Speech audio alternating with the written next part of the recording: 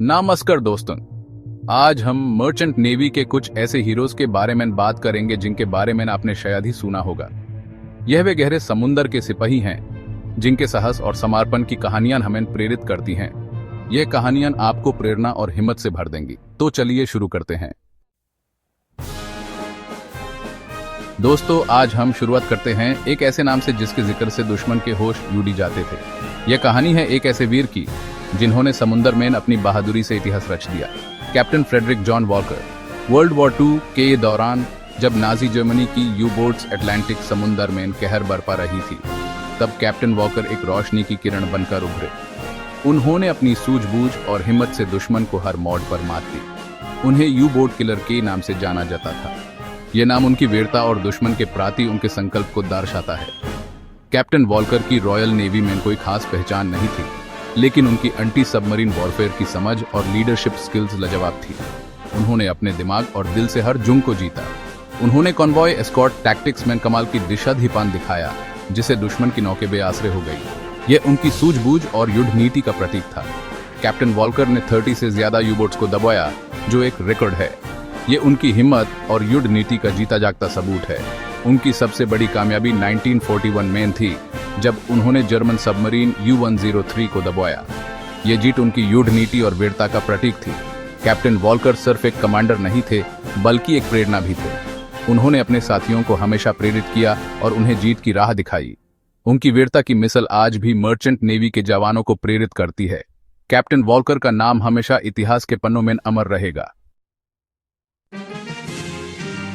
दोस्तों, आज हम बात करेंगे लश्कर सेलर्स की, जिनके बिना ब्रिटिश मर्चेंट नेवी का इतिहास अधूरा है।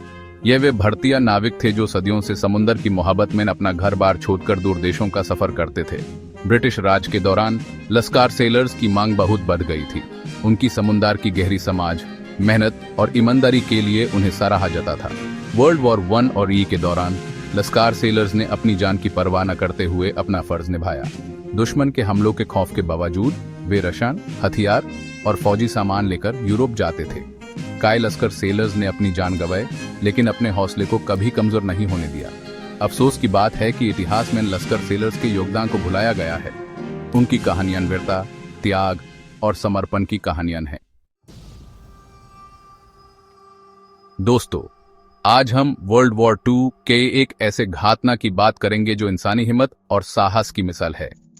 यह कहानी है कैप्टन डडली नॉर्थ की और उनके जहाज SS फोर्ट ली की, जिन्होंने दुश्मन के हमलों के सामने भी अपनी हिम्मत को कमजोर नहीं होने दिया।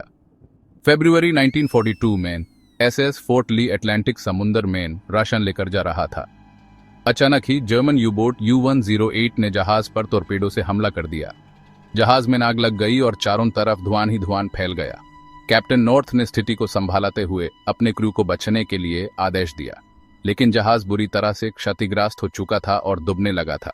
कैप्टन नॉर्थ ने जहाज को छोड़ने से साफ इनकार कर दिया और अपने साथ कुछ वॉलंटियर्स के साथ आग बुझाने में जुट गए। दोस्तों, आज हम वर्ल्ड वॉर II के एक ऐसे अध्याय की बात करेंगे जो बहुत कम लोग जानते हैं। यह एक ऐसी कहानी है जो हिम्मत और बलिदान से भरी हुई है। यह कहानी है आर्कटिक कॉन्वॉयज की, जिन्होंने बर्फ से डियाशी हुए समुद्र में अपनी जान की बाजा लगाकर रूस तक सहायता पहुंचाए। यह एक ऐसा सफर था जो असंभव लगता था। 1941 में जब जर्मनी ने सोवियत यूनियन पर हमला किया, तो अलीस के लिए रशिया तक सहायता पहुंचाना बहुत जरूरी हो गया था। यह सहायता न सिर्फ रसायन थी, बल्कि हथियार और अन्य जरूरी सामान भी था। लेकिन जर्मनी की नेवी अटलांटिक समुद्र में बहुत ताकतवर थी। उनका प्रभाव हर जगह था। ऐसे में एक ही रास्ता बचता था, आर्कटिक समुद्र का खतरनाक रास्ता। यह रास्ता बर्फ से ढका होता था और हर कदम पर खतरा था। आर्कटिक समुद्र की ये यात्रा मौत के मुंह में जाने के बराबर थी। हर पल एक नई चुनौती लेकर आता था। तेज हवा, बर्फ के तूफान और जर्मन यूबोट्स और बॉम्बर्स के हमले हर पल मौत को दबा दे रहे थे। ये एक ऐसा सफर था जहां हर पल मौत सामने खड़ी थी। लेकिन मर्चेंट नेवी के जवानों ने पीछे हटने से इनकार कर दिया। उन्होंने अपनी जान की परवाह किए बिना अपना फर्ज निभाया। हजारों की तादाद में मर्चेंट नेवी के जहाज रसायन, हथियार और सामान लेकर आर्कटिक समुद्र से गुजरे। कई जहाज डूब गए, कई नाविक शहीद हो गए। उनका बलिदान कभी भुलाया नहीं जा सकता। दोस्तों, आज हम बात करेंगे एक ऐसी महिला की जिन्होंने न सिर्फ समुंदर की लहरों को चुनौती दी बल्कि ब्रिटिश साम्राज्य को भी ललकार दिया। यह कहानी है कैप्टन लक्ष्मी सहगल की, जिन्होंने इंडियन नेशनल आर्मी INA में अपनी सेवा देकर देश की आजादी में अपना योगदान दिया। कैप्टन लक्ष्मी सहगल का जन्म एक ऐसी फैमिली में हुआ था जहां देशभक्ति खून में समोजा जाता था। उन्होंने मेडिकल की पढ़ाई की और एक डॉक्टर बन गई, लेकिन उनका मन देश की आजादी के लिए कुछ करने को बेताब था। 1943 में कैप्टन लक्ष्मी सहगल नेताजी सुभाष चंद्र बोस से मिली और ईना में शामिल हो गई। उन्हें ईना की महिला विंग रानी झांसी रेजिमेंट की कमांड सौंपी गई। कैप्टन लक्ष्मी ने अपनी बेमिसाल नेतृत्व से महिलाओं को प्रभावित किया और उन्हें आजादी की लड़ाई में शामिल होने के लिए प्रेरित किया। दोस्तों, टाइटैनिक जहाज के डूबने की कहानी से तो आप सभी वाकिफ होंगे। यह एक ऐसी ट्रेजेडी थी जिसने पूरी दुनिया को हिलाकर रख दिया था। आज हम बात करेंगे टाइटैनिक के क्वार्टर मास्टर रॉबर्ट S. हिचिंस की, जिन्होंने उस भयानक रात अपनी ड्यूटी को निभाया। 14 अप्रैल 1912 की रात जब टाइटैनिक एक आइसबर्ग से टकराया तो हिचिंस शिप की व्हील हाउस में मौजूद थे। उन्हें शिप को टर्न करने का आदेश मिला, लेकिन तब तक बहुत देर हो चुकी थी। टाइटैनिक आइसबर्ग से टकराया और डूबने लगा। हिचिंस को लाइफ बोट नंबर 6 की कमांड सौंपी गई। हिचिंस ने अपनी ड्यूटी पर से नजर नहीं हटाई और लाइफ बोट को सुरक्षित RMS कारपथिया तक पहुंचा दिया। दोस्तों, आज हम एक ऐसी घटना की बात करेंगे जो मर्चेंट नेवी के जहाजों की वीरता और लड़ने की ताकत को दर्शाता है। यह कहानी है एक छोटे से American liberty ship S. Steven Hopkins की, जिसने एक भयानक जर्मन रेडर का सामना किया। सितंबर 1942 में SS. Steven Hopkins south Atlantic में आयरन ओर लेकर जा रहा था। अचानक ही उन्हें जर्मन रेडर स्टीयर ने घेर लिया। स्टीयर एक ताकतवर जहाज था जिसके पास भारी हथियार थे। स्टीवन हॉपकिंस के पास सिर्फ एक ही पुरानी टॉप थी और कुछ छोटे हथियार। कैप्टन पॉल बक को पता था कि उनके पास भागना का कोई चांस नहीं है। उन्होंने अपने क्रू को आदेश दिया कि वे आखिर दम तक लड़ेंगे। स्टीवन हॉपकिंस ने स्टीयर पर अपनी पुरानी टॉप से गोलाबारी शुरू कर दी। लड़ाई करीब 1 घंटा तक चली। स्टीवन हॉपकिंस बुरी तरह से क्षतिग्रस्त हो गया था और डूबने लगा था। दोस्तों, आज हम बात करेंगे लिवरपूल के चाइनीज सीमैन की, जिन्होंने ब्रिटिश मर्चेंट नेवी में अपना एक खास स्थान बनाया। 19वीं सदी के शुरू में जब ब्रिटिश साम्राज्य अपने चरम पर था, तब लिवरपूल दुनिया का एक प्रमुख पोर्ट सिटी बन गया था। यहाँ दुनिया भर से जहाज आते जाते थे और इन जहाजों को चलाने के लिए नाविकों की जरूरत होती थी। चाइनीज सीमैन ब्रिटिश जहाजों पार कम करने के लिए बहुत आगे आए। उनकी मेहनत, ईमानदारी और समुद्र की अच्छी समाज के लिए उन्हें सराहा जाता था। धीरे धीरे लिवरपूल में चाइनीज सीमैन की तादाद बढ़ती गई। लिवरपूल के चाइनीज सीमैन ने सिर्फ कम ही नहीं किया, बल्कि यहाँ की संस्कृति का भी हिस्सा बने। उन्होंने यहाँ अपने मंदिर बनाए, अपने त्योहार मनाए और अपनी पहचान बनाई।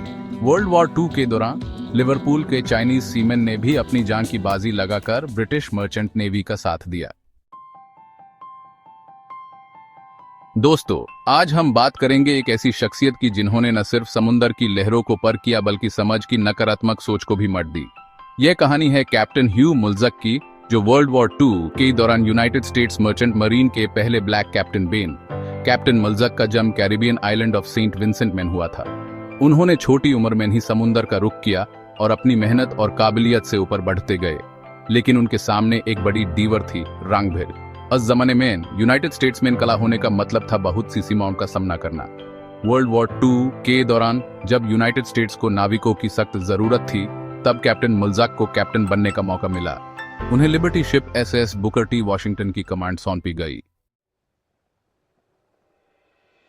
दोस्तों, आज हम एक ऐसी घटना की बात करेंगे जो इंसानी इच्छा शक्ति और साहस की मिसाल है। ये कहानी है उन लोगों की जो अपनी हिम्मत और हौसले से हर मुश्किल को पार करते हैं। ये कहानी है ब्रिटिश टैंकर MV सन डेमेत्रियो की और उसके क्रू की, जिन्होंने हर मुश्किल का सामना करते हुए अपने जहाज को वापस लाया।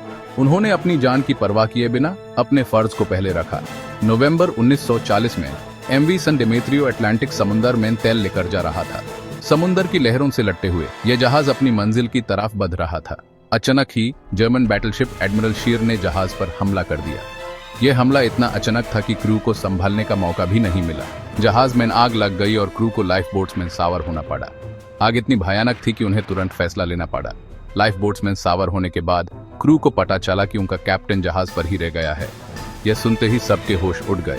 सेकंड ऑफिसर आर्थर हॉकिंस ने कमांड संभाली और क्रू को हौसला दिया। उन्होंने सबको यह यकीन दिलाया कि वो इस मुश्किल घड़ी से निकाल सकते हैं। उन्होंने फासला बनाए रखने का फैसला लिया था कि जर्मन यू बोट्स का शिकार न बन जाए। यह फैसला उनकी समझदारी और हिम्मत का प्रतीक था। कुछ दिन बाद हॉकिंस ने एक ऐसा काम किया जिसके बारे में कोई सोच भी नहीं सकता था। उन्होंने अपने साथियों के साथ मिलकर एक डरिंग रेस्क्यू मिशन को अंजाम दिया। उन्होंने अपने साथियों के साथ मिलकर डूबते हुए सन डिमेत्रियो को वापस से कंट्रोल कर लिया। ये उनके हौसले और इच्छाशक्ति की जीत थी जो हर मुश्किल को मात दे सकती है। दोस्तन, यह थी मर्चेंट नेवी के कुछ अनसंग हीरोज की कहानियां।